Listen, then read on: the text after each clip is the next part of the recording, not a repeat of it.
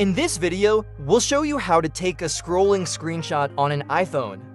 If you find this useful, please consider subscribing and liking the video.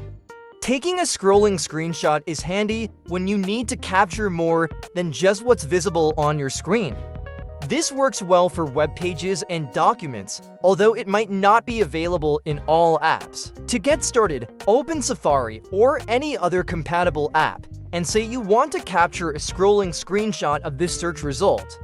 To take the screenshot, press the side power button and the volume up button at the same time as you would normally.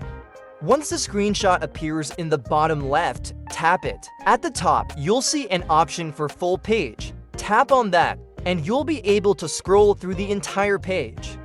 You can also crop the screenshot by tapping the crop button in the top left if you don't need the entire page. Once you're happy with your screenshot, tap Done in the top left, then hit OK and finally save to Photos. Now you've successfully captured a scrolling screenshot.